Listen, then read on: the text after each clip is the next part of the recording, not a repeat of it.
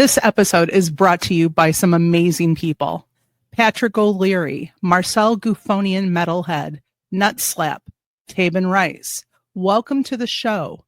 Living Life Consciously with Hello Allie, Gemini Moon, Space Baby, Mythoclast, Ray B, Gene G-Force Star, Moody Mongol, Lisa B, Fur 3 Norm, Grey Wolf, and Joanne, Shelley Montgomery, Aaron's Energy 313, Multifaceted Jules, Eric Booth, The Diz Loki, Nathan from the Quantum Show, Gary T, T-Bone, Richard and Fern Harrison, Eddie Tab, Mecca Mickey, Diane Boss, and Jeanette Angel. And a special thank you to all of our subscribers on YouTube, Spotify, and now on Rumble. If you wish to support the podcast, you can hit that join button below to become an Eyes to That Sky member.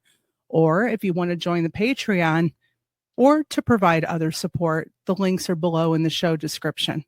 But now, on with the show.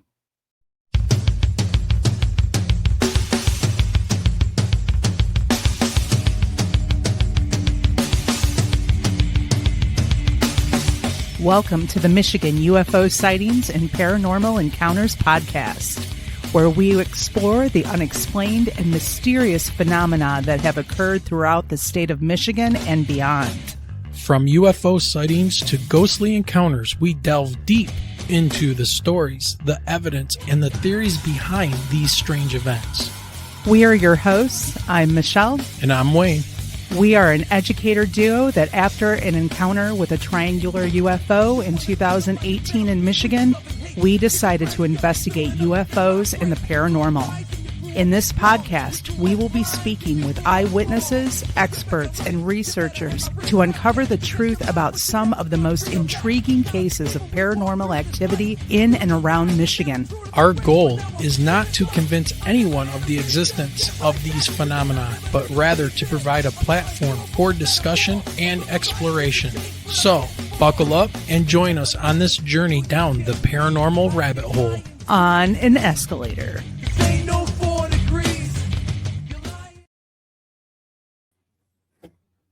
All right, everybody, how's it going?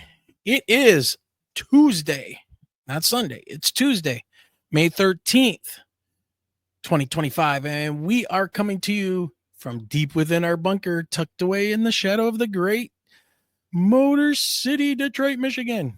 It's another rainy and kind of a gray night as we get ready to talk with returning champion and brother from another mother, Michael Roser of Dark Hour Paranormal. You know, that famous YouTube channel. This guy does everything. And so we're going to have a great conversation tonight. So make sure you grab a drink, a snack, settle in as we prepare to hear from an amazing guest about the paranormal, UFOs, cryptids, ancient history, and more. But you guys know, yes, Michelle is here, but she's incognito. She's over there, like the arrow says. But she'll be popping into the chat there and saying hi to everybody in a minute. But remember, if you have a story you would like to tell us, you can email us at mi.ufo.podcast@gmail.com. Also, if you want to support the channel, you can do that, and the podcast. You can do that with PayPal, Super Chats, buy us a coffee, check out our merchandise store, or join the Patreon. All of those links can be found below in the show description. And if you do decide to become a YouTube member or a Patreon member, or maybe somebody gets you a free membership, we will give you a shout out at the beginning of the show and at the end in the credits. So that's a special thank you for joining us and supporting the show and the podcast. So T-Bone's already been at it and gifted 5 subs about 10 minutes before the show started. So thank you, T-Bone. That's our super fan from Canada over there. So thank you very much, T-Bone. And also don't forget to grow this channel. We need you guys to smash that like button. You got to subscribe to the channel. I want to say about 54% of you that watch these videos are not subscribed. get that notification turned on, share us out, help us grow the channel. It helps everybody out, and we get to bring on even bigger guests. So help us out. You guys are the number one audience as far as I'm concerned. So I think Michelle would agree as she types over there crazily on her keyboard. And then just to let everybody know, next weekend, it's just going to be Michelle and I on Saturday. That's right, Saturday, May 17th. We're going to be doing a special episode focusing on some crazy ghost stories and bringing to you some of the most famous or infamous UFO encounters from right here in Michigan. So it's graduation season. It's the end of the school year. And my youngest is graduating from high school next Sunday. So we're going to be having an afternoon and evening of driving like crazy. So, yeah. It's going to be on Saturday next week, the 17th, same time, 8:00. All right. Michael Roser and Dark Hour Paranormal. What does he say about his channel? Listen to this. This is why I like this guy. Exploring esoteric avenues, unearthing history, highlighting the paranormal, and dissecting ET integration. Woo! I like the sounds of that. Lime lighting, black projects, cryptid encounters, and space-oriented phenomenon. Let's go. Fits in perfectly. Are you guys ready? Hey, Mark Eddy. Hey, Diane Boss. Nathan from the Quantum Show. I saw Jason in there. Jason Finch. T-Bone, obviously. Diane Boss. I think that's everybody. Timoth, is it Timoth Man? And Sir Brian got a gifted sub. So, all right, here we go. Let's bring him on. The man of the hour, Michael Roser. Hey, brother, how's it going? What's going on, Wayne and Michelle? Good evening. Michelle's over here typing away like mad, working on school stuff and the chat. So she's right here. Hi, Michael. Hello. Yep, from the background. So, Michael, man, what has been going on, dude? I mean, there's been some shakeups in the community. There's some crazy stuff going on. You've had an incredible guest on your show not too long ago, just a couple months ago. We can talk a little bit about that and what you've been doing lately. So, what's been going on, man? Yeah, absolutely, Wayne. Things have been very busy on my end, professionally and personally, which is always a good thing. Lots of positivity on the horizon in terms of direction that I'm very much looking forward towards.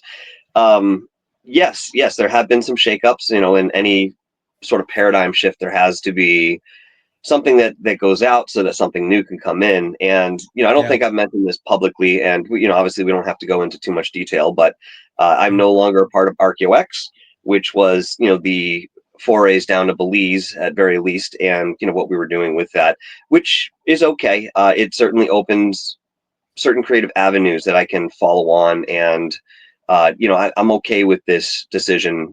Just for those of you who have been waiting to hear about this, have been following me since I started out there, I may come around to talk a little bit about the experiences of being down there that one time that I went, outside of what ArchaeoX began, or became, I should say, because our original intention to go down there was to traverse through the jungles to find ruins, which to some degree we did. So, I mean, that's part of the story we haven't really discussed, but, perhaps for another time. But, just to mention that that's one of those things that has changed. Before I get into my most recent guest, Dr. Jonathan Reed, I believe is who you're referring to. Yes, absolutely. I'm making some changes in my life personally, so I just procured a new vehicle, which is fantastic. I love it. It's a Lexus. Yay. I'm moving down to Connecticut in about 2 or 3 weeks, and this will actually be in the hometown that I grew up in, and that's wonderful. It'll be nice apartment, spacious, and it will give me a lot of room, not only in the physical sense to continue doing the work that I do with the shows and the documentaries, but the mental space to do that. So that's something to look forward to. And in addition, I got a dog. So that's what's been happening with me on that end. And of course, people ask, all the time about the absence or the infrequency in which I have gone live and so forth. I would say overall, outside of what I've just mentioned, I'm very particular at this moment about who I'm bringing on and the reasons that I'm doing it that way. A lot of us have understood, even through COVID, there was a surge of interest in podcasts and what was happening.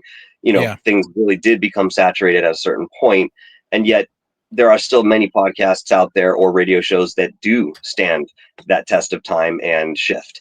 And I'm happy to say that I am one of them. But that being said, things do kind of morph in different ways given Life certain happens, situations man. and circumstances. So that's that, and all of that's fine. I'll be returning to this in more of a full force fashion very soon. So that's where we are, my friend. Yeah. Yeah. Well, like I said, life happens and there are changes and shakeups that happen. And I think, they're for the better. And honestly, you had to make the decision for yourself about the ArcheoX thing. And just so everybody knows, full disclosure, I've also left the company, I guess you could say, of ArcheoX and working on that project. I wish them, Tom and Christy and Jared, all the best, and hopefully they do well with their tours to Peru they've got coming up, in Egypt and Belize here soon. And it's just one of those things that for me in my career, and I need a little bit of stability and things like that. And you know, my time is very important. And again, it's just one of those things. And the show that Michelle and I started, this podcast that became this live show, which is still a podcast, it's very important to us that we continue our work as well. And so with that being said, yeah, I'm also no longer part of ArcheoX, and like I said, I wish them all the best and hope to hear good things coming from them soon. I know they're very driven to get that happening, and like I said, all the best to them. So yeah, so thinking of, I want to start with the latest UFO scandal, scam, whatever. I don't know if you're aware of it, but the Lou Elizondo, have you seen this in the picture that he put up, and then it was kind of debunked, and I Yeah, have a, I yeah, want to know, since you follow this as much as I do, let me put this up for everybody in case people don't know. Um, and I found this on Instagram, and I don't know. I know there are people that love Lou Elizondo, and there are people that absolutely just hate the guy. And I'm not anywhere in there, it's like, but there's this thing here, and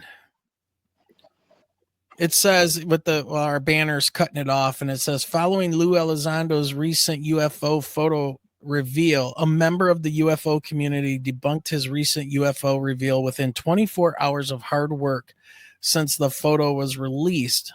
I'm not discrediting Luis Elizondo's credibility, but he seriously needs to examine these photos more closely before revealing them to the community as UFO photos, considering he's a former member of the DOD. And the person put the coordinates for you guys to find on Google Maps. And for those of you that are listening to this, I'll try to describe it. So there was a picture that Lou put out there, and he's holding it, saying that this is a photo of a giant disc-shaped UFO. And it was a picture taken by a private pilot at a higher altitude. And he took this picture, and what it turns out to be is it's two fields. They're circular fields, and it gives the illusion of one being kind of a translucent disc but casting a shadow on the ground, and it's a field across a street that's dark that almost mimics the one field on the other side of the street, so it does look like a shadow. And I knew something was going to come of this, and people were going to start having a fit.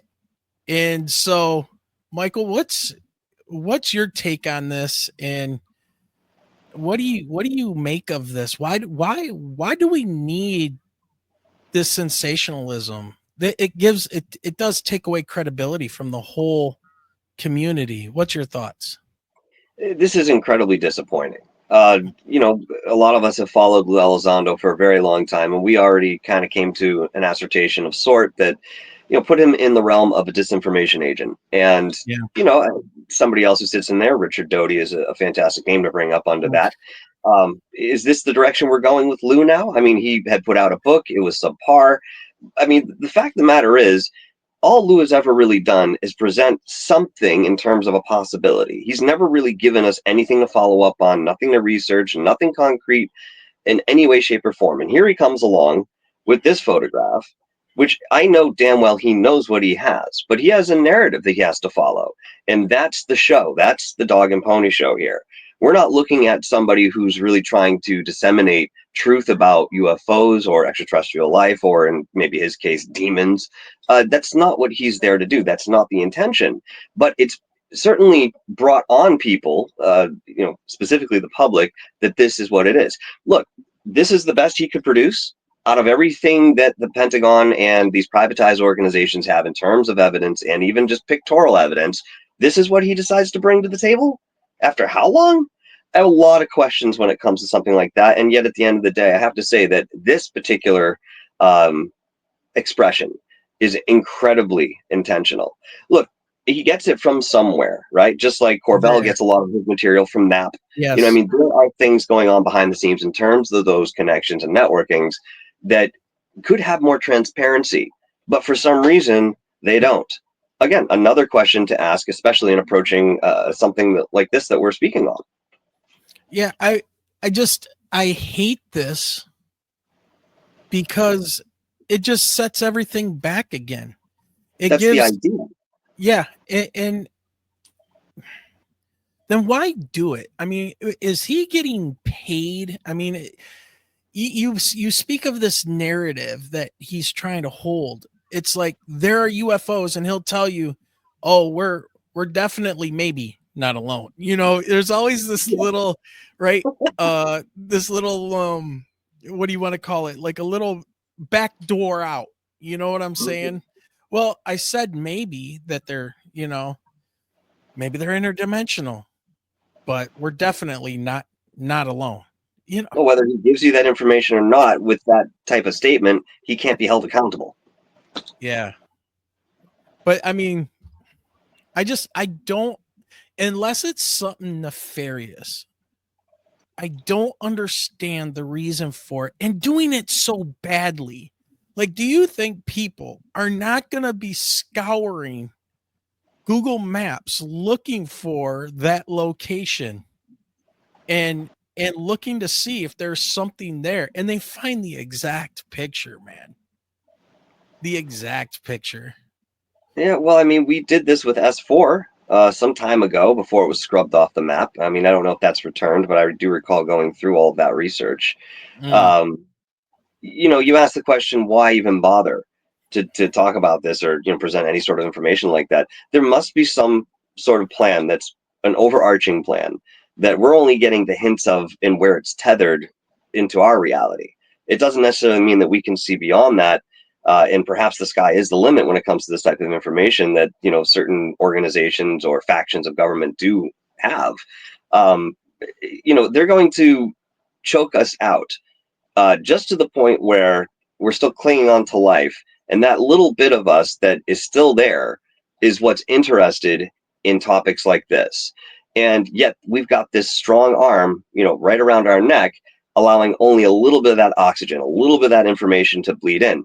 there is a preparation that I can observe, going forward with, perhaps the revelation of extraterrestrial life or terrestrial life that seems to be extraterrestrial, which is the case with Freddie from Dr. Jonathan Reed's case. Dude, yeah, we got to talk on that. We'll get into that, believe me.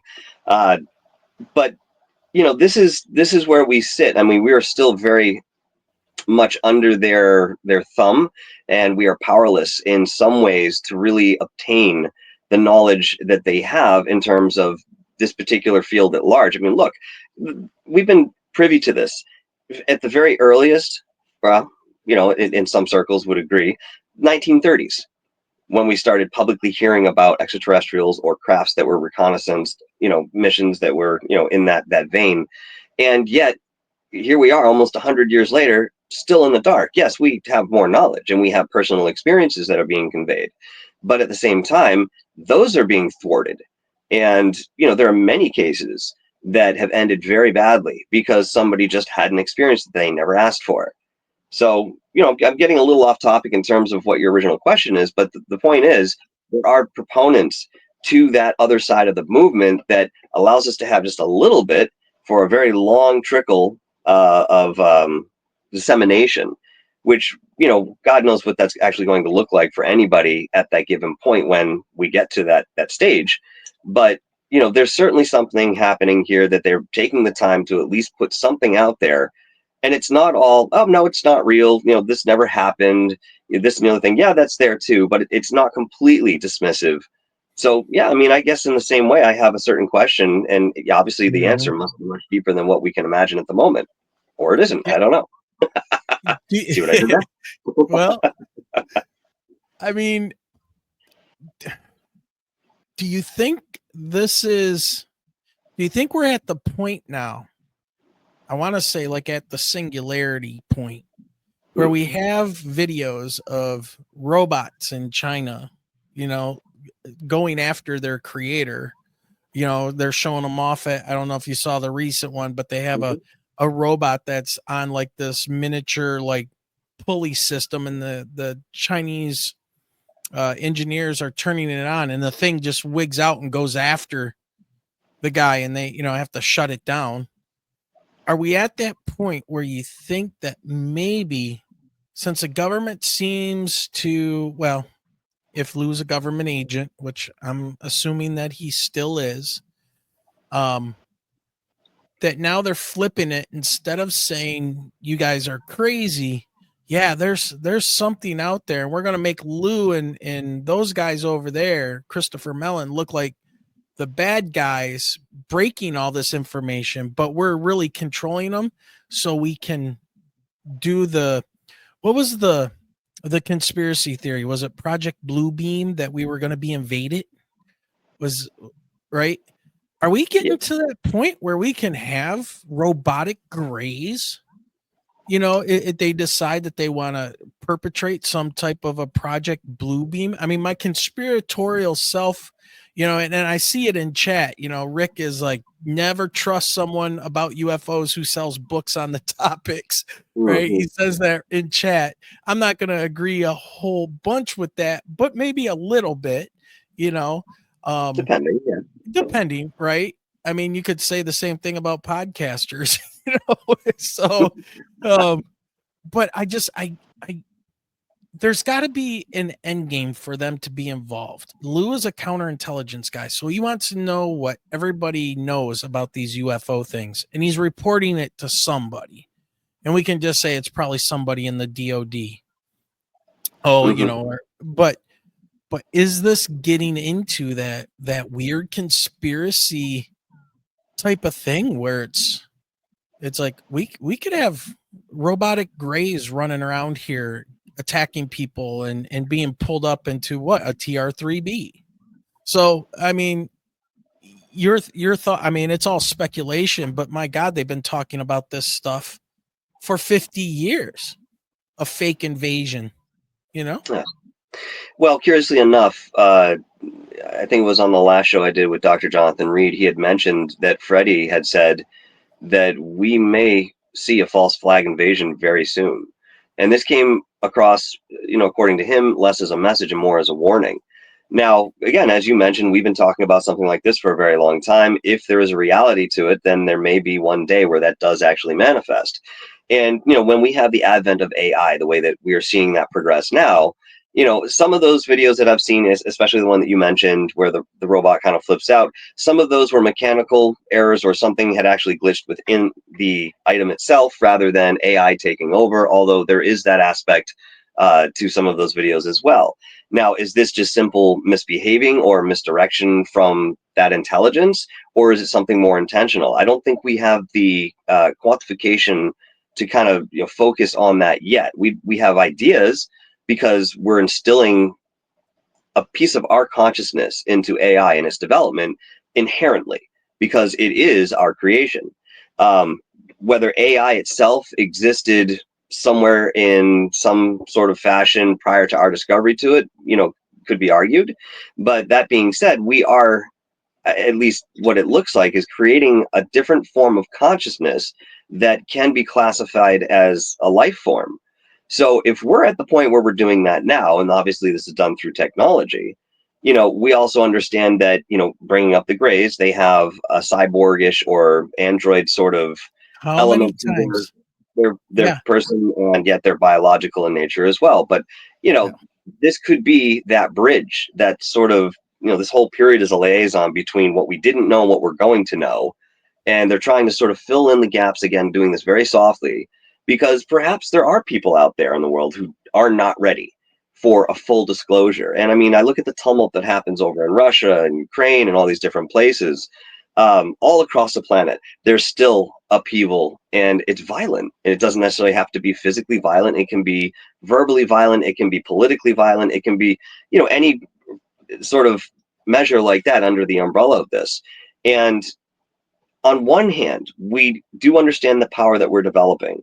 And on the other hand, we're still the child in the sandbox playing around with whatever we could create. And it's still empirical. So, again, going back to this whole idea of a narrative that is being pushed upon us, I think, again, there is something in terms of getting ready for a major paradigm shift. And yes, a false flag invasion would absolutely do that. But of course, within the moniker, within that name, false flag, it's not going to be the true extraterrestrials that we think we see. And those extraterrestrials, from my understanding, have to let this happen to a certain degree, if that's going to be the case. They would never do that themselves. Not that there aren't races out there that have tried, but most of that activity has ceased in a certain sense. And yet, it may be placated because that type of energy or those beings actually work with us for their own intention while we have our intention. And again, I can bring this back to many of the Black projects where we allegedly worked with these different races. We didn't really care what they had in mind in terms of vision, but it's the vice versa for them. They just worked together to a common goal to find out what was going on or what they could see. Again, very empirical.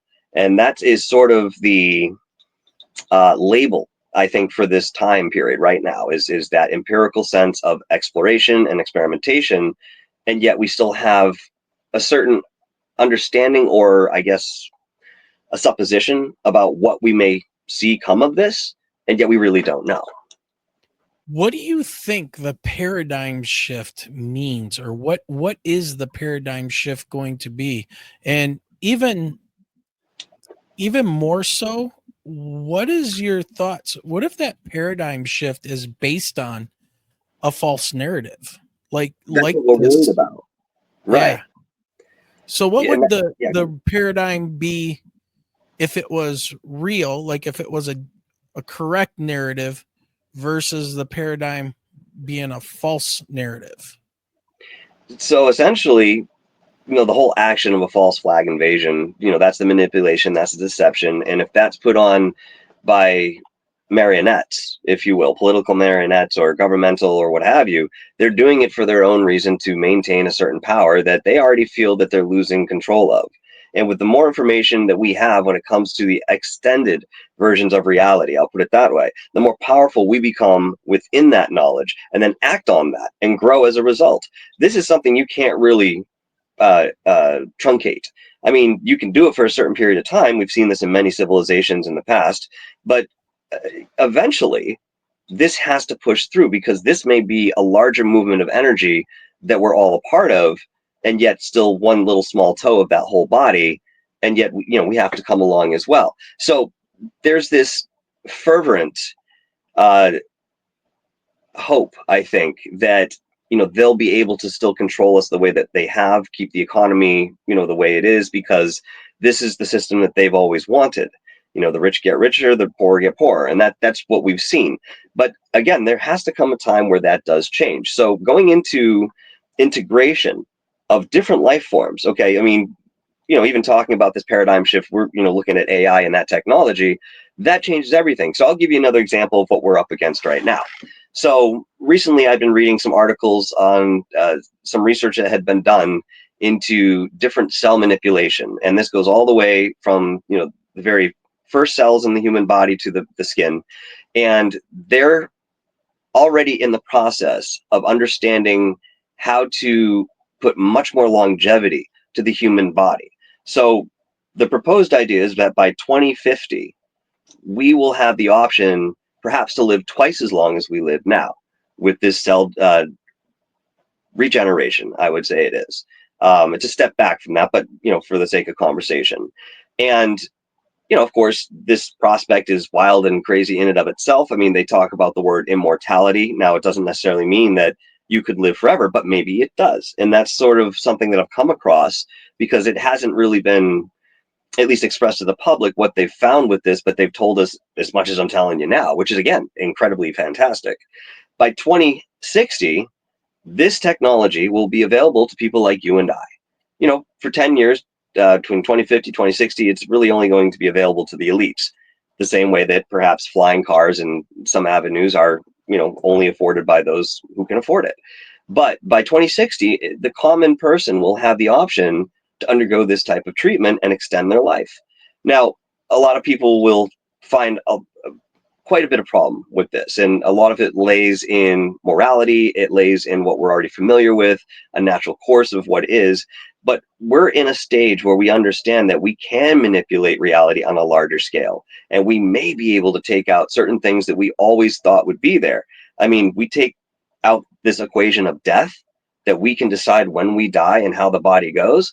Well, work on taxes next. And then you take that phrase out of the English language, you know what I mean? But that's the thing. All these things that we took for certainty, all right, a certain certainty, even the earth spinning at the speed that it does, well, it's been slowed up by the dam over in China. These things, the very foundation of what we know and understand, has been has been shaken.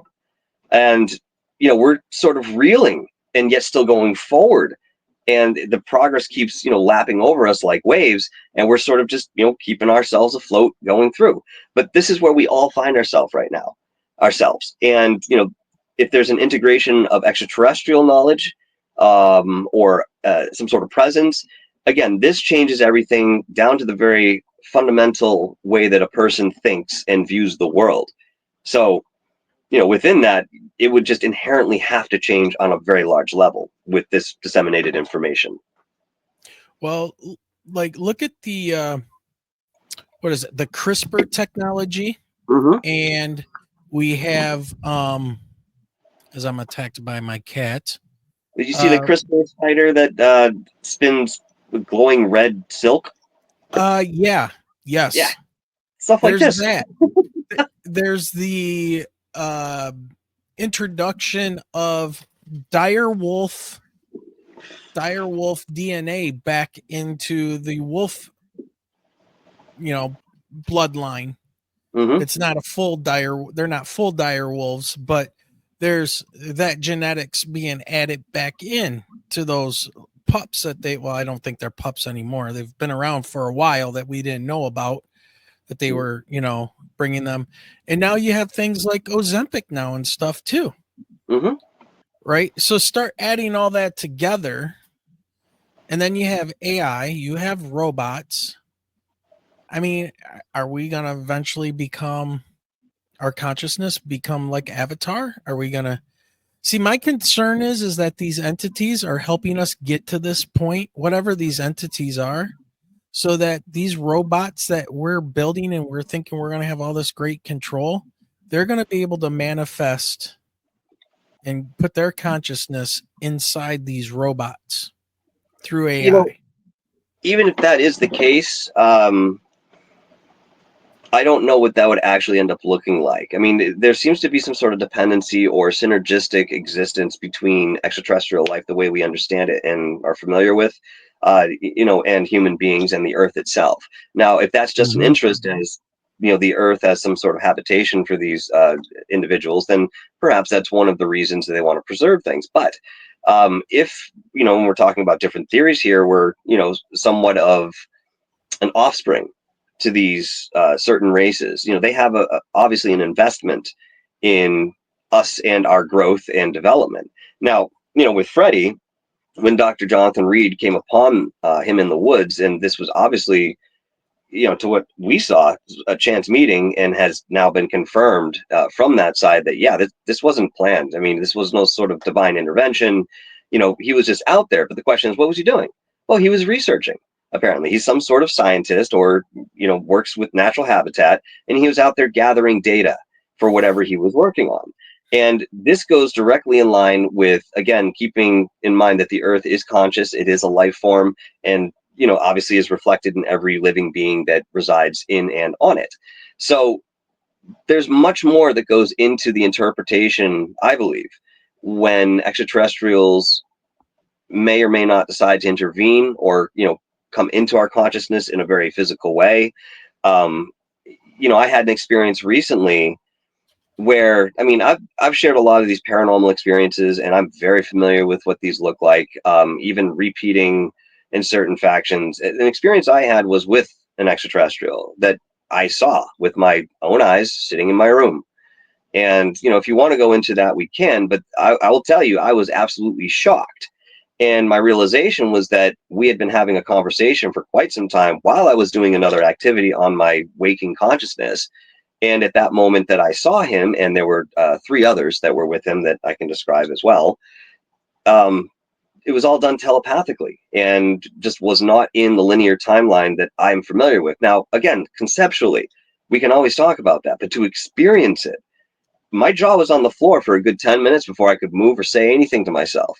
I just really had no idea what I just experienced, because it looked exactly like what I thought it was, and yet this was not familiar to me. So imagine that en masse, and how would that look to introduce, something that has always been there and yet has been intentionally kept a secret. Again, now we talk about the dissolving of trust well beyond what we're already experiencing when it comes to our governments. And it really comes down to people at the end of the day. And it's people that run the government, and it's people who are underneath the government.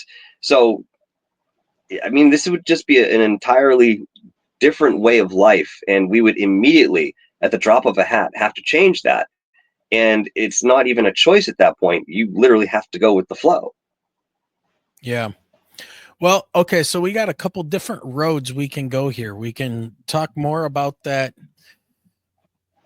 encounter, that personal encounter you had there, and we can talk about that. Or we can go into your interview and talking and meeting Dr. Jonathan Reed. So well, they are related. So. Yeah. So why don't we get some background on that conversation, what happened, how old you were, and things like that with that encounter in your room. And this happened recently. Okay, go happened for like 2 months ago. Yeah. Oh, really? Yeah. I thought this was a while ago. All right, let's hear it. Or should we do Dr. Jonathan Reed's thing first, because then it might make your encounter a little bit more. Okay, so we're going to go this way. So you had on an amazing guest. This was about 2.5 months ago or so. And you call it The Case of Dr. Jonathan Reed, Smoking Gun Evidence.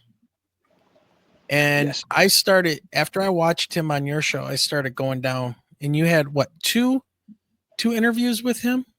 Yes. One was like 2 hours long. One was a little over 2 hours long. And boy, did I start going down the rabbit hole of what happened. So if you can you lead us into what his story is, high level, and everybody go to Michael's channel and check out these interviews. He's got tons of stuff on there. He's been doing this a while and he's a fantastic researcher. But Dr. Jonathan Reed. Yeah. Deep breath. It's probably the most comprehensive case I've ever come across. And, this is, oh, sorry, but by the way, I just want to apologize for the glasses, but I got this light right in my eye. Can't see anything. I wanted to talk to Dr. Jonathan Reed maybe 2 years ago, and I became aware that he was going on Dr. J Radio live show. And so I talked to Dr. J and I said, I'd love to interview him, afterwards. And he said, well, I'm not really sure what his intention is after, working with me. He's, obviously goes well back to the Art Bell days. And so there was this, instant connection, with Dr. J and Jonathan. He said he's getting older and, maybe he's not going to be interested in doing another interview, but I'll, put the word in for you. All right. Thank you. I mean, that's really all you can do in that circumstance. Yeah. So they did 2 interviews together. Unbelievably good. Dr. J knows his case inside and out, and I would certainly look to him as somewhat of an expert on this case outside of Jonathan Reed himself. But I'm quickly gaining tread on this too. I've become very good friends with Dr. Jonathan Reed. I speak to him a couple times a week at least, and we go into all sorts of things. Now, one thing people don't understand about this case, which I'll give an overview of just a moment, is that this is ongoing. This isn't done. This started back in 1996 and it continues on to this day. And a lot of that has to do with visitations from that extraterrestrial, which is not the turn of events that I had expected, going into the interview. And I was not aware that it was actually something that still had leg. And so the curious thing is, everybody wants to know why. Why is this extraterrestrial still coming back to, Jonathan and so forth? There are a multitude of reasons, and a lot of it is to help this information go forward. And, I got to tell you that there are times where, I've been warned that he could come into my reality. Now, I took this with a grain of salt because, again, fantastic. Why me? I think all sorts of things. And yet, going into that story in a bit, he did visit me. And it's just one of those things that I'm still trying to wrap my head around. And I didn't want to talk about it publicly until I, got a chance to bring this up to Jonathan, which I did before the last interview. And that was the first time that I had spoken about this, because even now I'm still in awe as to what happened. And it, although Freddie has come back to me since, I'd say twice, it wasn't exactly the same. But he was there. It's hard to wrap my head around. Let's put it that way. So long story short, what ended up happening with Dr. Jonathan Reeves back in 1996 in Washington State, he was walking his dog Susie in the woods. And, it was a beautiful afternoon and the dog goes up over a ridge. And all of a sudden, Jonathan hears the dog being harmed. So he bolts up over, sees what he thinks is, a 3-foot humanoid child or small person, whatever he thought at that moment, ripping his dog from the jaw all the way to the backbone. And it happened in a second. So reactionary as he was, he picked up a stick and slapped this thing on the back of the head, putting in incredible contusion in the back that was actually bleeding. And there were skull fragments that you can see because he was videoing a lot of this after the fact. He had a camera with him in some way, shape, or form. Maybe he was doing this because he was a photographer as an interest as well. So, I mean, it makes sense why he might be carrying something like this. But even back then, not everybody had a camera. So it was just fortuitous that he was able to, film this and document it the way that he did. And we see the obelisk that's there. And there's some thought that goes into that. Maybe that was part of the hub of what, this extraterrestrial was working on, in this particular remote area of the woods.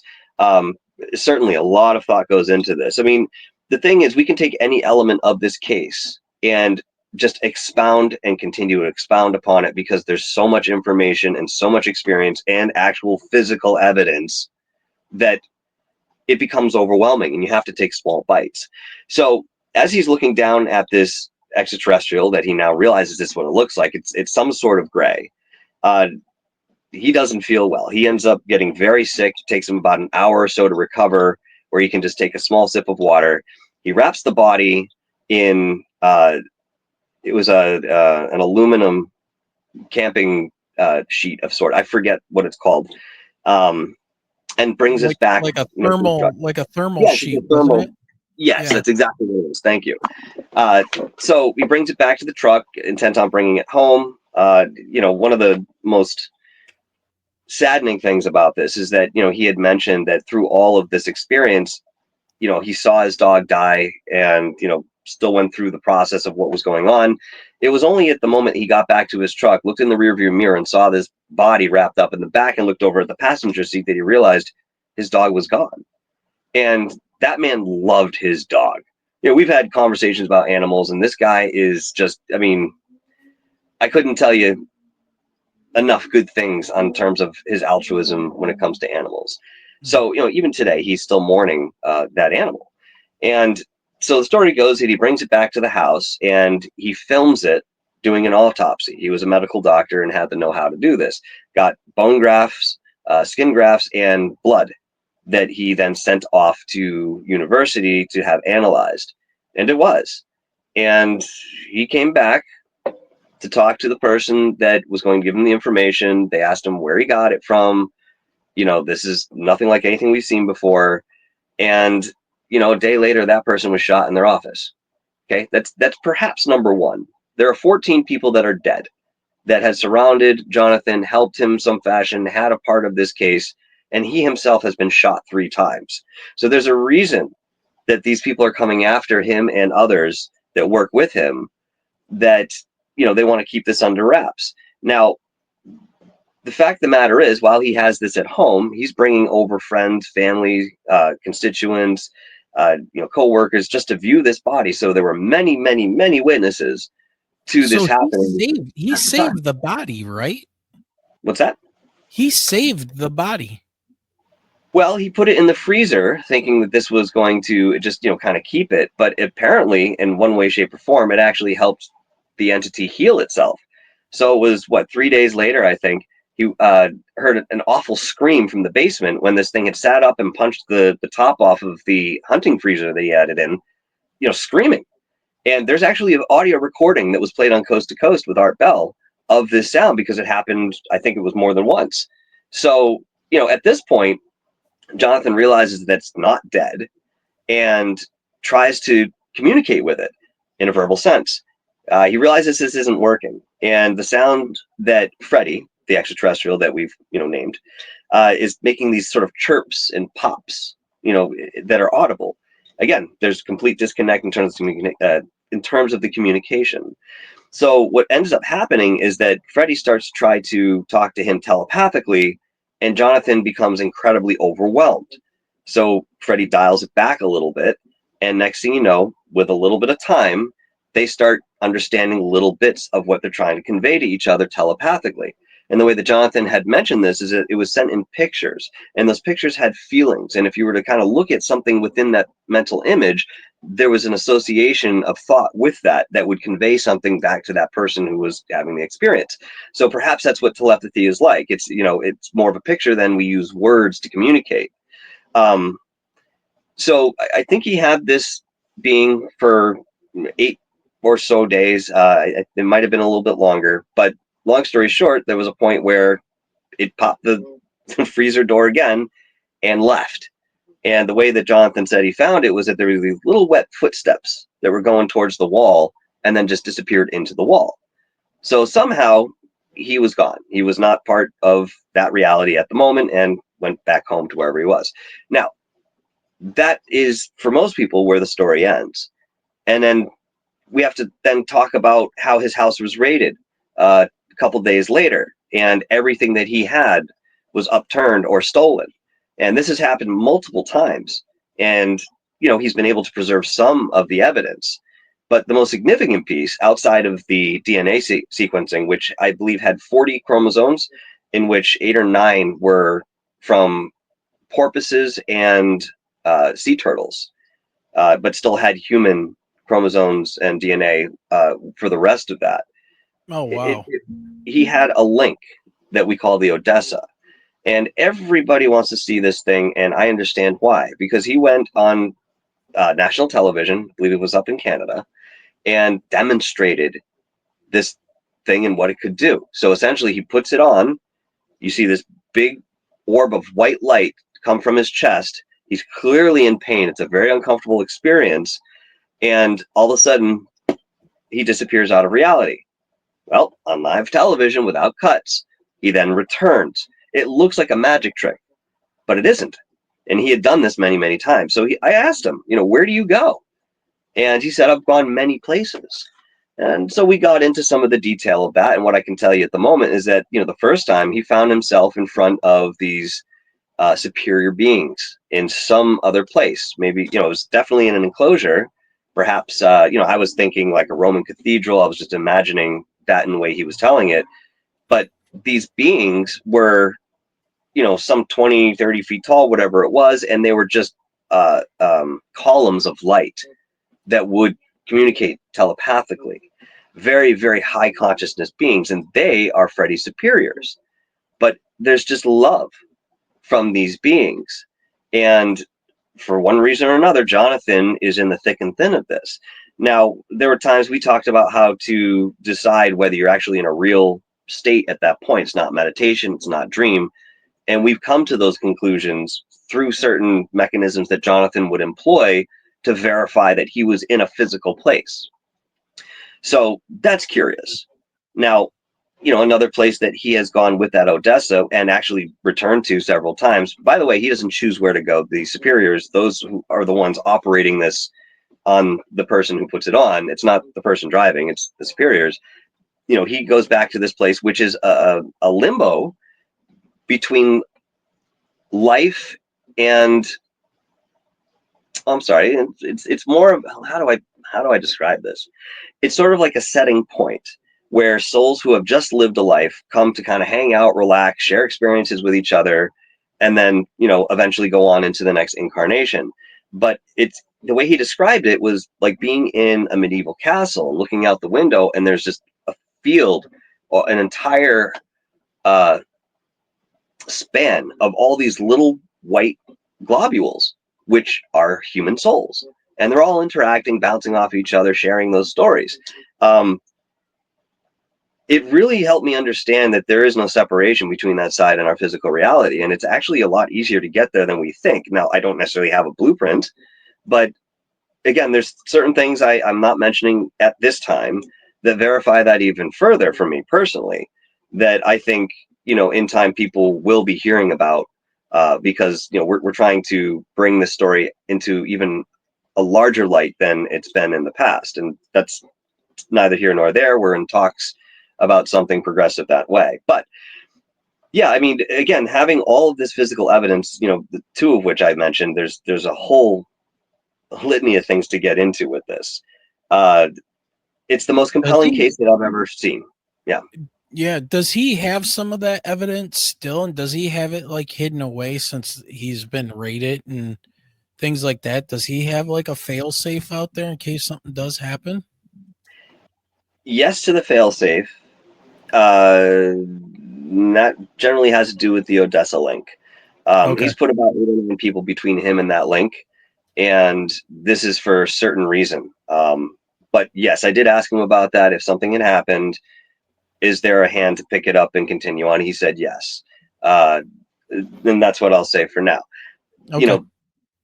He does have some of the evidence that we're talking about, but not much of it, because you have to keep in mind that through his story and all of this upheaval in his life, he was homeless before he was approached by a group of people that apparently deal with folks who are just like him, and they protect him. They gave him a place to live. They gave him money to eat. And so he's got the light side of humanity working for him and the darker side trying to work against him. And he's stuck in the middle of all of this. And Yeah. even to this day, he's very careful, with every step he makes. He always has to watch over his shoulder. There are people, even in the time that I've been talking with him that have been assaulted. And these are people on his team. And I'm not going to go into the details of that, but just suffice to say, this is still happening. And obviously, I have to keep this in mind with my involvement too. And yet, there's a part of me that really wants to go forward with this because I think people need to know about this. And I don't want this to fizzle out into the background under the din of negativity that has been pushed against the story. Now, if I remember correctly, in his video, he came across the craft. So that was the obelisk.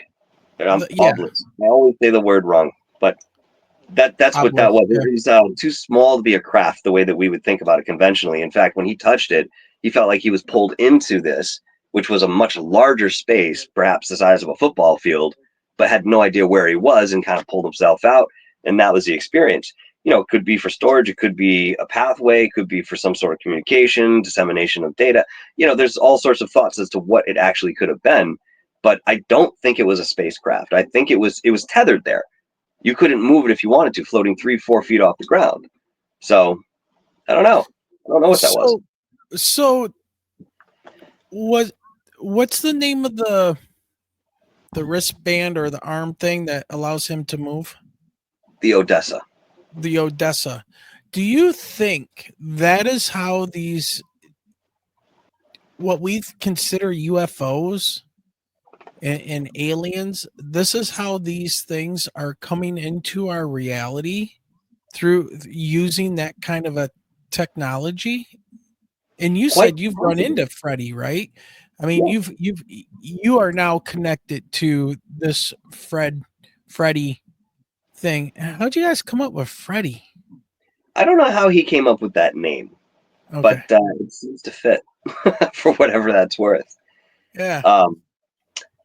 Yeah, I mean, it is possible that is what they're doing, using an Odessa link like that to come in and out of our reality. But at the same time, they're in some other time or timeline of sort because, Freddie has said, we are you from the future. We are what you develop and evolve into. We're just light years away from where you are in your development now. So, kind of wrap your head around that for a moment. You have something from the future coming back to this present moment saying, hey, this is what you develop into. And yet we're still sitting here linear in our thinking. They may be much more versatile in the way that they can move and go about things. Now, human beings within their geometry have what is known as a Merkaba. And the Merkaba is two tetrahedrons that are facing opposed. And once you go into the right meditation, you can spin these in the directions that they need to go. And the whole point of this is for you to utilize this within the third dimension. So it is possible to use that to go into the fourth dimension, but that's not what it's there for. It's really for, many other things outside of what I'm mentioning here. But, if you wanted to teleport from, Detroit to Massachusetts, you could do that in the blink of an eye. But that's the limitation. That's the ceiling of what it's supposed to do. So is the Odessa link something similar? Or is it the main means of the way in which they travel? I'm not sure. I'm really fascinated with the communication that he had or was trying to learn. Can you describe that again? And the only reason I'm asking is because of the communication that I had when Michelle and I went under that black triangle. You mean the telepathic element? Yeah. Oh yeah. Yeah, but it was emotion. The only way I could describe it was that it was instant terror that I never felt before, and the impressions of get away, you don't belong here, get away. And the it was the emotional damage, right? It's the I don't know if they were necessarily words or words that came out of the emotion. I Hmm. cannot. And when you were just talking about that, it made me think of what I experienced, and then later became, a few months later became ill with the Graves' disease and the fried thyroid. Yeah, yeah. So I'm more interested in more information on that. What do you know? There's a possibility that within whatever these extraterrestrials or beings are utilizing in terms of transportation or going into a certain environment has a defensive element about it. And obviously, the suit was what killed Susie, his dog. It wasn't Freddy. It was a literal defense mechanism that just ignited as soon as there was a threat and acted. So as we understand that some of these crafts that we see, have a mechanical aspect about it, they're also biological in nature as well, very much like, perhaps the alien grays. And there's a possibility that that might be a defense mechanism that goes along with the craft. Now, that's not to say that any inhabitants of that craft have no idea that you're there underneath. They may know that, but they have that set in a certain way. And this is usually done through frequency. Even ourselves, we played with, lower frequencies that, push certain physicality or break up riots. They cause some sort of consequence in a physical faction, and we're again using sound. So to me, that's probably the most likely scenario, is that there's something defensive about the technology that they have and how they utilize it. And yet we don't really know who you came up against. The TR3B purportedly is ours. So if that's the case, and government factions have not only garnered the technology, but also have the know-how in certain ways to utilize that technology to the way that, the original designers would, then, again, we're talking about two separate worlds that, human beings live in, and yet we're still here in the same physical space. But yeah, the, communication, I find is different for everybody, but at the same time, there are consistencies that can be observed. And again, having the emotions behind whatever images are pushed out, again, being more conveying than anything that could be spoken about, through word. Having those emotions of fear or elation, depending on the experience, again, there are similarities that go into this, and yet the actual experiences themselves are individually different. Yeah, honestly, I don't know. I definitely get the feel that, and I hate saying the feel. Just everything in my mind logically says that that's no way that craft that Michelle and I experienced was ours. There's no way. There's just, to throw a term back to our buddy Jared, our governments like to play king dingaling, right, with their weapon systems and stuff. And Mm-hmm. they love showing that stuff off. And they love, hey, China, if you mess with us, here comes our TR3B, and they make no bones about it. Once they're out of the production thing, I mean, look at the B-21 Spirit, now we've got the F-47 that launches multiple drones controlled by AI to help Mm-hmm. one fighter become multiple fighters. You know what I mean? It's like, I don't, That's could it conventional, be, though. what's that? That's conventional, though. Right. So I mean, we're not talking about the upfront military factions that we're aware of. We're certainly speaking about what's behind the curtain there. And Lockheed Martin, Skunk Works, all these privatized organizations have all this technology. Anything that's been reconnaissance in any fashion goes to these companies. And again, they don't have to tell you about it. They don't have to tell the governments about it. They have no law dictating that they need to bring out any of this information or what they're going to do with what they have. So I would imagine that they figured out how to back engineer some of this stuff and then Yeah. utilize them, in the same way that, again, the original inhabitants would. Well, isn't that immaculate constellation? Wasn't that the backwards engineering program? From my understanding, yes, that Yeah. was one portion of it. Yes. I just, I just find this so bizarre because, man, when you were explaining how the thing was trying to communicate with them, and I would love to talk to Dr. Reed about this. What I just, if I could figure out what that was all about. I mean, how can you be 150 feet over a major city at an intersection of a major road and an interstate at 2:30 in the morning, and you're going to tell me that I don't belong there when you're in a huge 300-foot black, weird looking kind of camouflage something going on there, almost like Predator-ish from the movie. Mm-hmm. And you're going to tell me I don't belong there? It doesn't sound like something an extraterrestrial, the way I would know them to be, to do. That sounds like something we would do. Yeah. But we live there. You don't fly your stupid craft there. You know? But okay, so how'd you get wrapped up in now dealing one-on-one with Freddie? And what have your experiences been like? Well, this all began after the first show I did with Dr. Jonathan, and I get backstage with him and Dr. J, and we're kind of shooting it back and forth very quickly. In the beginning of this conversation, he says, "Hey, Michael, I want to let you know something." I said, "Yes." He said, "There are two things that you need to watch out for." I said, "Okay." He said, "The first is that you could be hurt. Somebody could come after you, so keep your eye out." And paraphrasing what he said, there is an element of danger in this knowledge. I said, "Okay, I understand that." He said, "The second is that Freddie has visited other people that have interviewed me in the past for one reason or another, and there's a possibility he might come see you." And again, as I mentioned, that's when I took it with a large grain of salt. Said, "Okay, Sure. that's fine.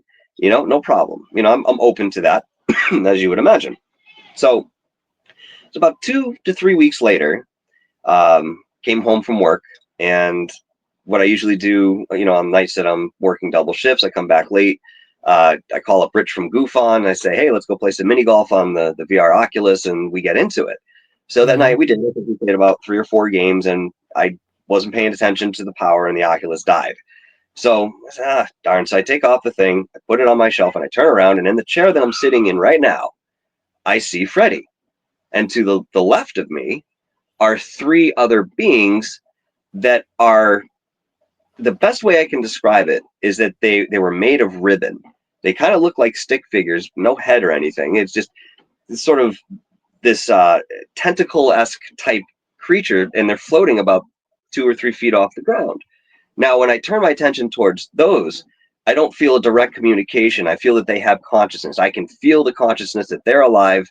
Maybe they're observers, maybe they're escorts. I don't know what they are, but they're with him and non-communicative the way that apparently I was with Freddie.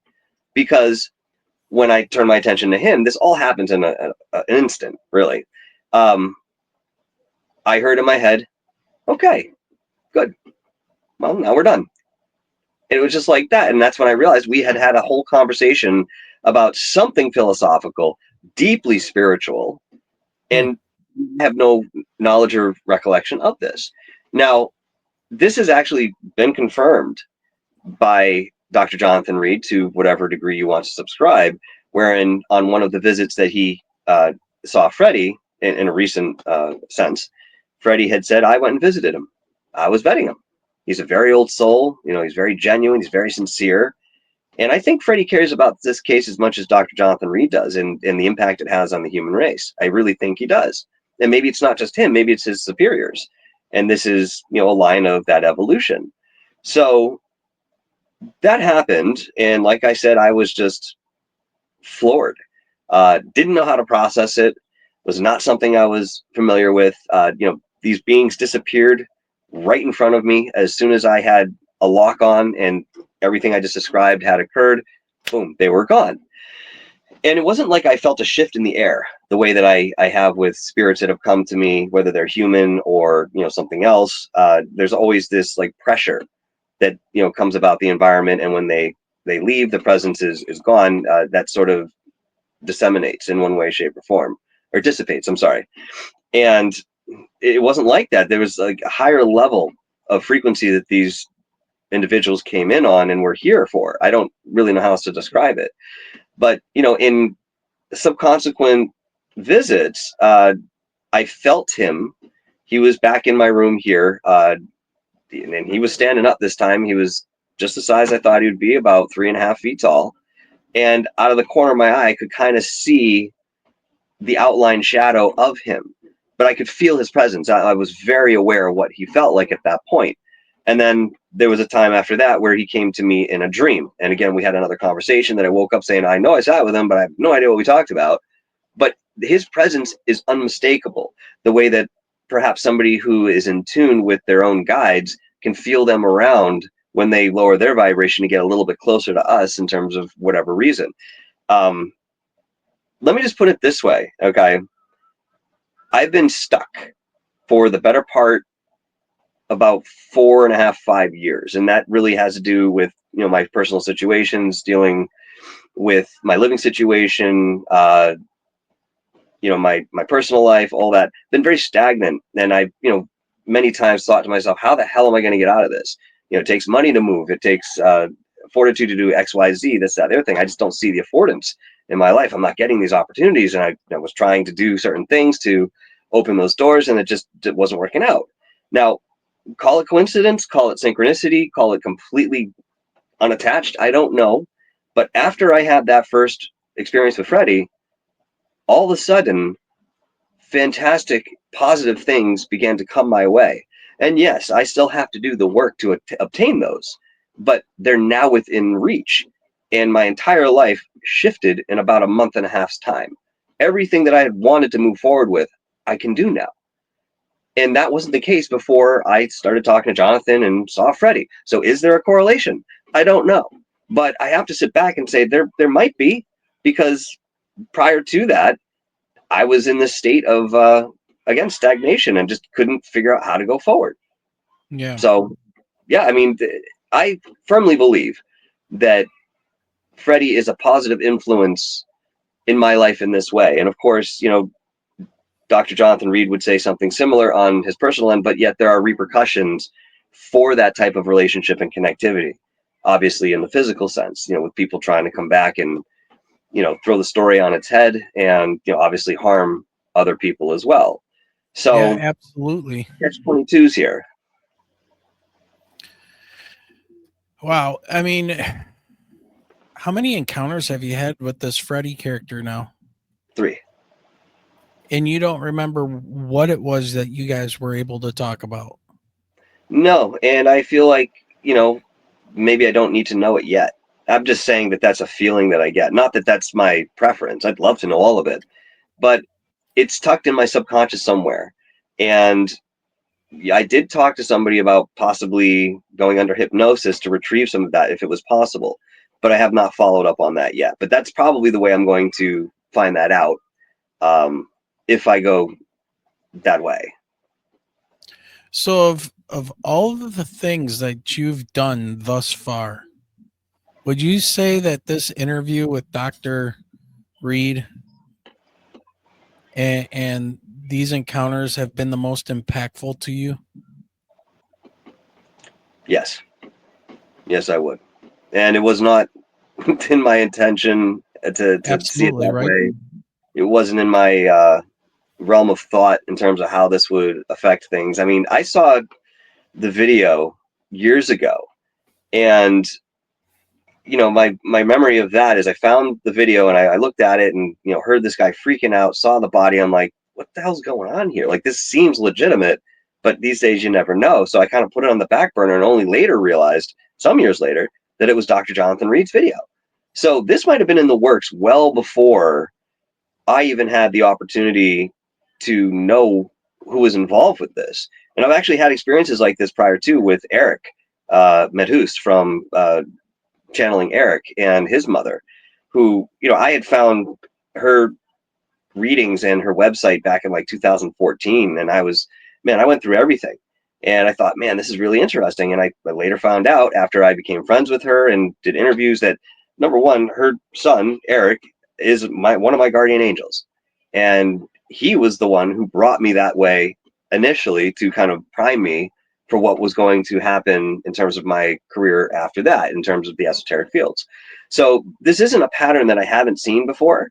It's just always fascinating and amazing to witness this and then realize there may be a correlation, and that overall this kind of means you're on the right path, as an individual. Dude, this is mind-blowing that from an interview you are now getting the personal experiences, the connection. I don't know how I would personally. I'm sitting here thinking, how would I handle something like that?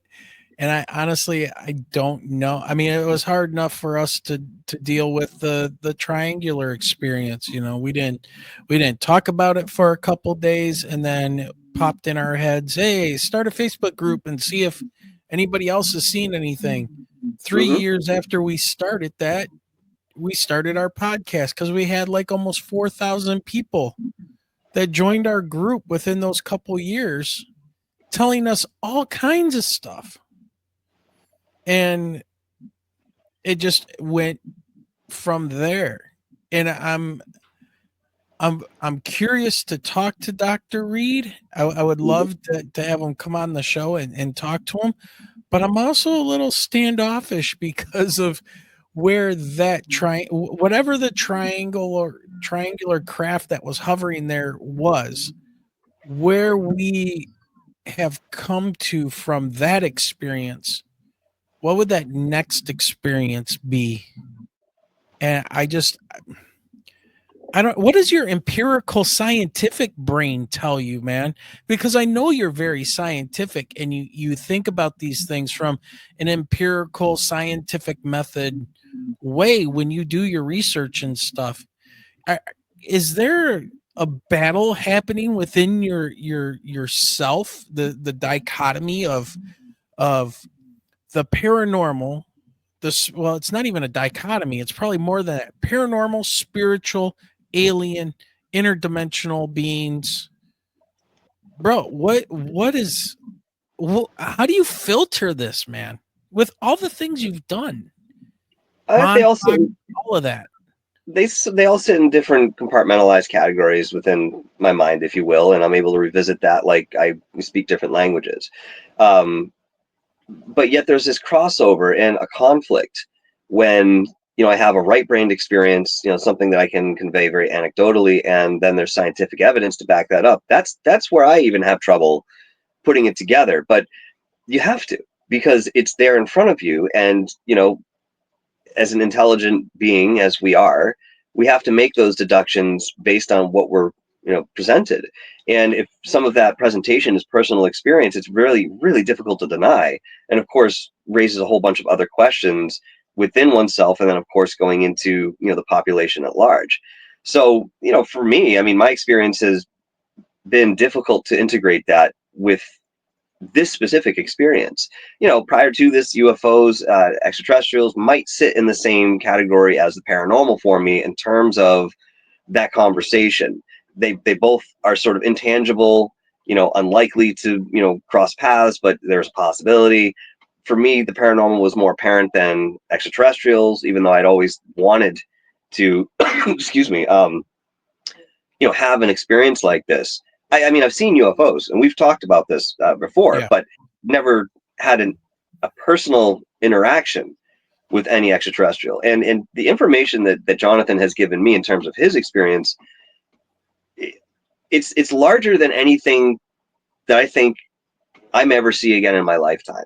And why this is so important that we have people to continue this story on. And it's not always just about the research. It's about, again, the conveyance of that and what has happened. But if something were to happen on Jonathan's end today, I don't think that my relationship with Freddie would stop. I think it would be just as strong, if not stronger, in terms of whatever was happening with that shift. Because I look at Jonathan like a brother, and he has expressed the same to me. That we're very close, and we became very close very quickly. To me, that's unnatural in the sense that you meet somebody, you get to know them. There's something much deeper there, perhaps at the soul level of recognition, where we're now working together, and that's something that we had to understand that we may have been put together this way intentionally. And maybe this came before our incarnation. This is part of the story. I don't know exactly, but we can observe that there's something there on that level. So, I have to take that in mind too when I bring the science into it. But again, because Jonathan has so much physical evidence that is undeniable, that's where the strain really comes, in terms of, really understanding this story. And then again, for me personally, how I relate to it. Well, T-Bone in chat asked a great question, and my mind was going right to that. Where do cryptids fit in? Has any of your thoughts on the cryptid field changed now because of this and this Odessa and these beings that are coming and going and looking like orbs and ribbons? I mean, what do you think? Well, I mean, I asked Jonathan, within his talks with Freddie and his superiors, if he ever brought up cryptids or Bigfoot specifically, and he said, not really. I haven't. He said, but there are many different forms of consciousness that come in and out of this reality.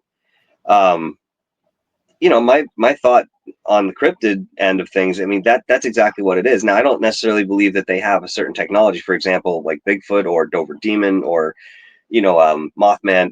They have a biological way of moving in and out of this frequency, and perhaps that's more natural than it isn't. Maybe we're the ones who are limited in that type of travel, whereas it's a more universal or ubiquitous sort of way Or of we going lost out. the ability, maybe. We lost it. Maybe we never really had it, and it's not that we couldn't garner it, but that was by design. Even sexual energy was something that we were not apparently designed for, and through our own knowledge and garnering of that knowledge, we evolved into that and then could procreate. But that wasn't the original intention and how we were created in the first place. So, what makes this experiment here on Earth so enticing is that apparently it's never been done this way before. Now, that's outside of this being the 7th iteration of this creation, wherein we're all starting from square one again, moving back up. Oh, blow ourselves up. Let's start again. This is the 7th time, and I've heard this from many different sources that are not connected, and I've made the connections, within that. So I, again, think there's something very significant about our evolution, and that word empirical really stands at the forefront because nobody really knows what's going to happen. It's sort of, we take it day by day. We have ideas if we continue on this trajectory where it will take us, or we go on this path where we're going to go. But even the extraterrestrials themselves are not privy to the clairvoyance of what is going to become our future within this timeline, which is a curious thought considering, Freddie says, oh, we are you from the future. Well, apparently there's one timeline where we do work that way.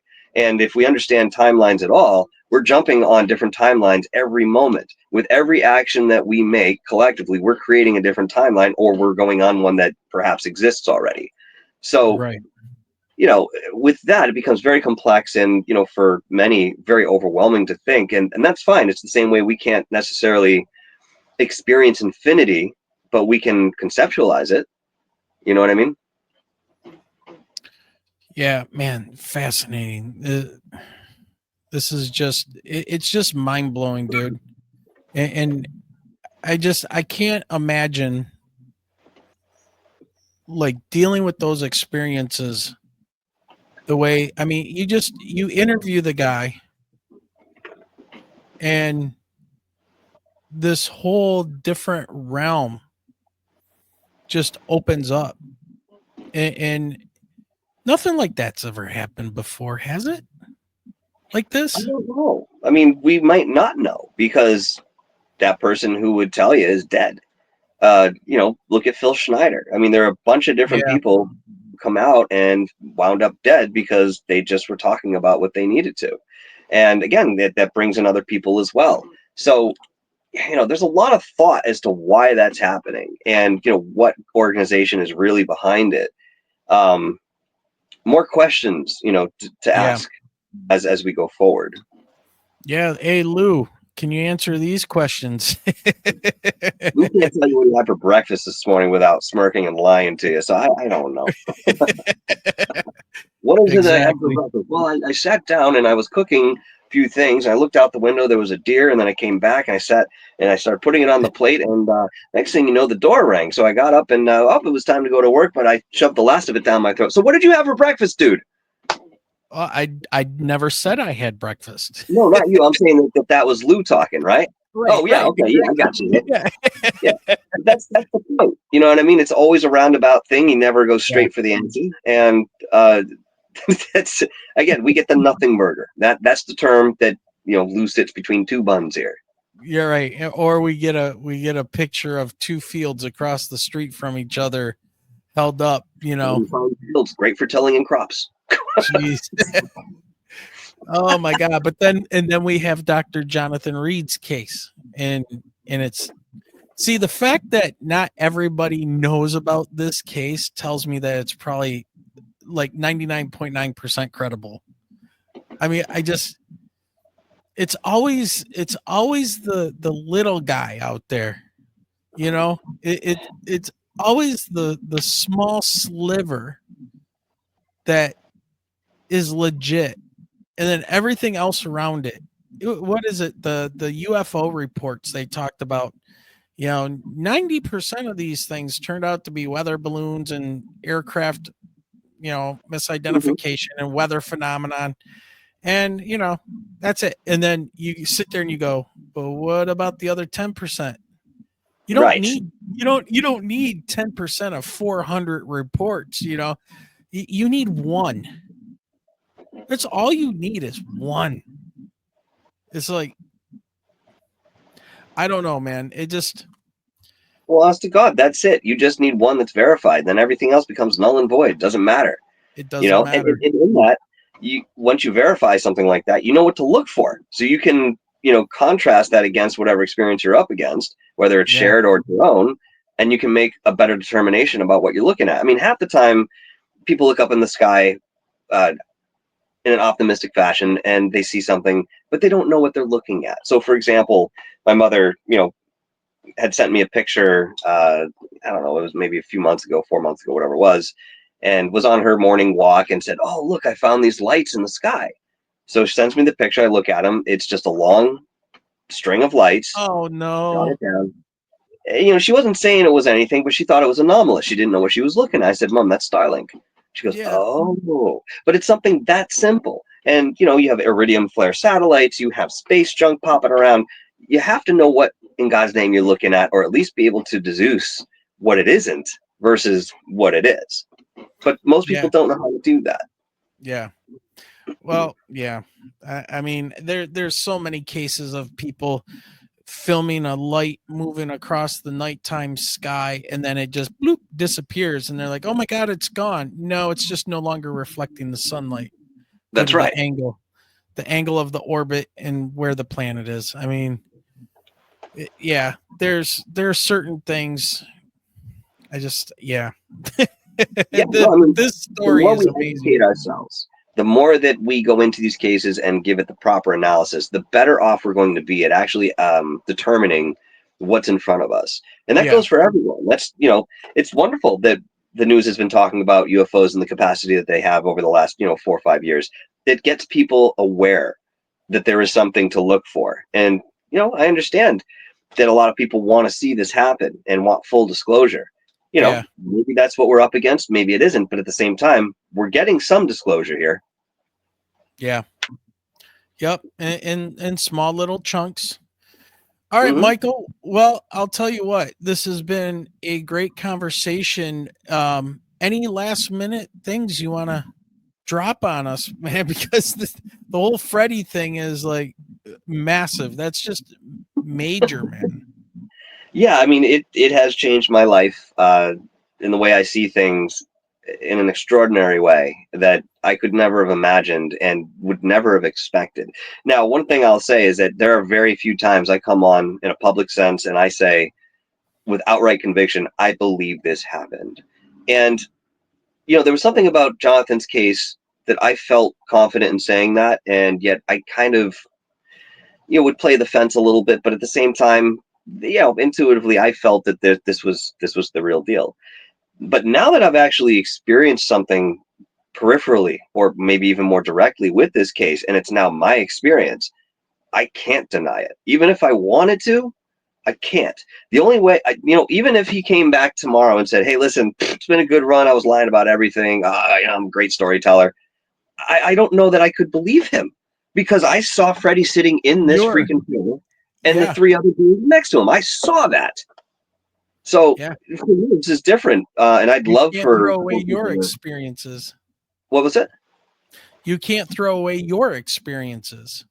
No, but you're locked in once you have it. I mean, you could Yeah. question your Yeah. whole life, walk around scratching your head, but at the end of the day, I experienced something. That's what you Yeah. come to the conclusion of.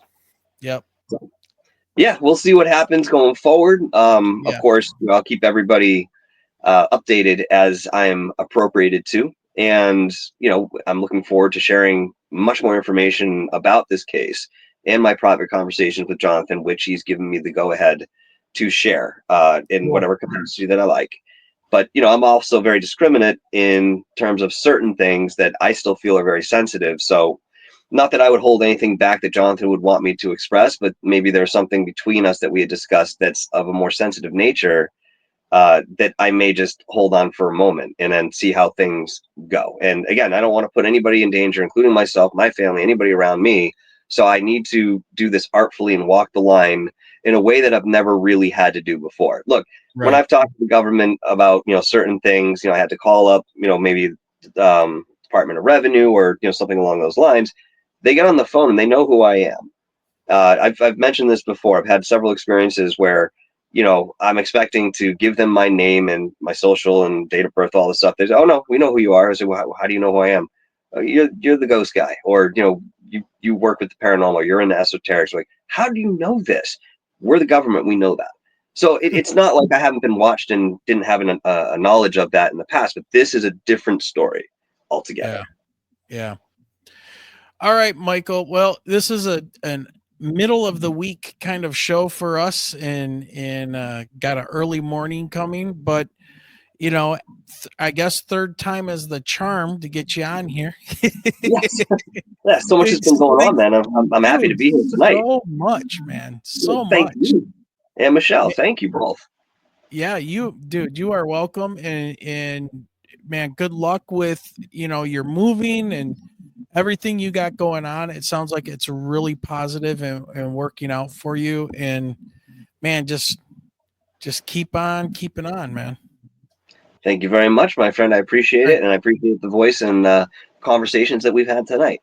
So before you go, anything coming up? You got anything coming up, popping up on Dark Hour Paranormal YouTube channel? Any interviews or anything, or are you focused on the move and getting all that done?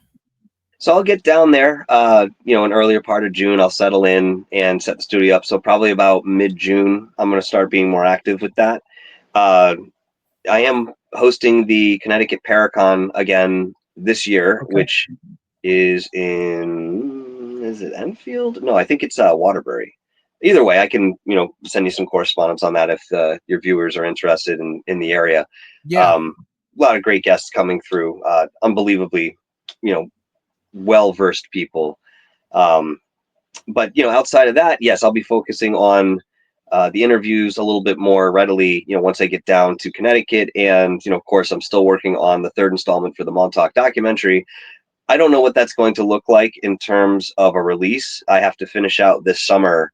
One more trip down there. Whether I do that this August or I wait until October, I'm not sure yet. So there are a couple things up in the air on my side. But I still have the Bigfoot documentary I'm working with Long Island Bigfoot on that we've been doing for the better part of a year and a half now. So I'd like to get that one done, and it probably will be done before the Montauk installment. But yeah, that's pretty much what's on my table for the moment. Okay. All right, Michael. Well, have a great night. I'm sure we'll be talking soon. And everybody get over there to Dark Hour Paranormal. It's youtube.com/at Dark Hour Paranormal, all one word. So, all right, Michael, thank you very much, man. Have a good night, and we'll talk soon. Thank you very much, Wayne and Michelle. You do the same, and we'll talk soon. All right. Take care. Ciao. All right, everybody. Like I said, it is a work night for us, and it's about a 4:30, 5 o'clock morning. coming up. So we're going to get out of here. So with all that being said, thank you everybody for joining us. We've got T-Bone to thank for the 5 gifted subs.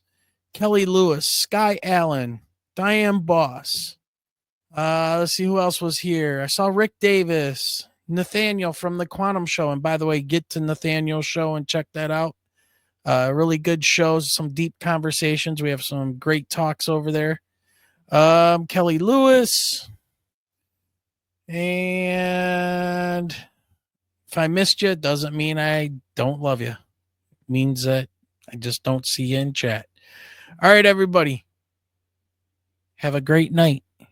And remember, yeah, Michelle's right over there doing her schoolwork. But peace out, everybody. And remember, keep those eyes definitely to that sky.